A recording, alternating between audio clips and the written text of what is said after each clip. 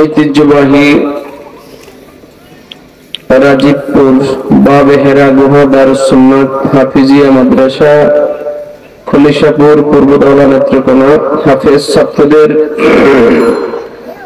দস্তরবন্দি উপলক্ষে আয়োজিত ষষ্ঠ বার্ষিক ইসালে সওয়াব ওয়াজ ও দোয়ার মাহফিলের সম্মানিত মান্যবর সভাপতি মরহুম মকফুর হযরত মাওলানা আবুল কাশেম মোহাম্মদ সৈয়দুল ইসলাম রহমতুল্লাহ আলাইহির সুযোগ্য খলিফা পীর কামেল হযরতুল আল্লামা আরিফ বিল্লাহ ডক্টর শাহ মোহাম্মদ আজিজুর রহমান সাহেব নেত্রকোনা প্রধান অতিথি হিসেবে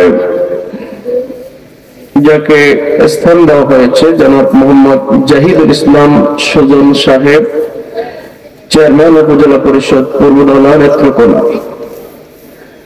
মাগরিবের পর থেকে অত্যন্ত গুরুত্বপূর্ণ সময়ের যুগোপযোগী বিষয়ের উপরে আলোচনা উপস্থাপন করেছেন হাফেজ দেলোয়ার হোসেন আশরাফি সাহেব, সাবেক ইমাম খতিব মহতারমত্র প্রতিষ্ঠান মোহাম্মদ জুনাদুল ইসলাম সাইফুল্লাহ মুতাআল্লিম সারসিনা দারুস সুন্নাত জামিয়া নেসরা দুনিয়া বরিশাল। আজকের আসরের পর থেকেই এই অনুষ্ঠানকে সুন্দর ডেকোরেশন করে সাজিয়ে রেখেছেন যাদের সুর ও কণ্ঠে কারি মোহাম্মদ আব্দুল্লাহ তরিক হামিম সারসিনা শরীফ এর দিনী মাদ্রাসার ছাত্র সহ মাহফিল ইন্তেজামিয়া কমিটির সম্মানিত সদস্যবৃন্দ, যাদের আয়োজনের চেষ্টায় অত্র এই জান্নাতের বাগান গঠন হয়েছে, সকল দায়িত্বশীল বর্গ, অত্র এলাকার বিভিন্ন বাড়ি ও গ্রামগঞ্জ থেকে আগত সম্মানিত ইমাম সাহেবান, শিক্ষার্থী ও শিক্ষক বৃন্দ, মাইকের আওয়াজ শ্রবণরত পর্দার অন্তরালে সম্মানিত মা বোনেরা, দূর কাছ থেকে আগত সম্মানিত মুআজ্জাজ মেহমান ওলামায়ে কেরাম, পীর ভাই মুহিদ্দিন, তাওহীদি জনতা, আসসালামু আলাইকুম ওয়া রাহমাতুল্লাহি ওয়া বারাকাতুহু। আপনারা সবাই কেমন আছেন? আলহামদুলিল্লাহ। মনটা ভালো সবাই? চেহারার দিকে তাকালে কষ্ট মনে হচ্ছে সবাই। কি কম কষ্ট?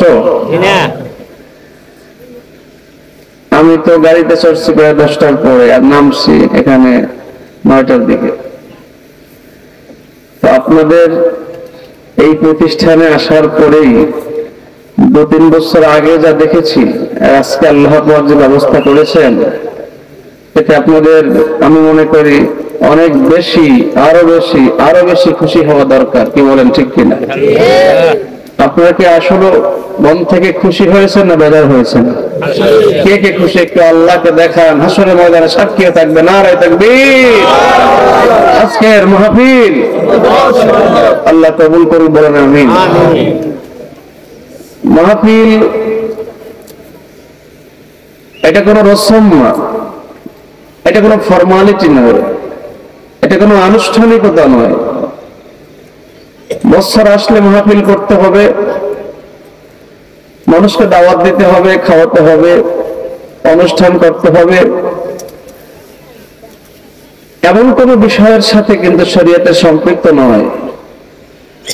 বরং ওয়াজ মাহফিল,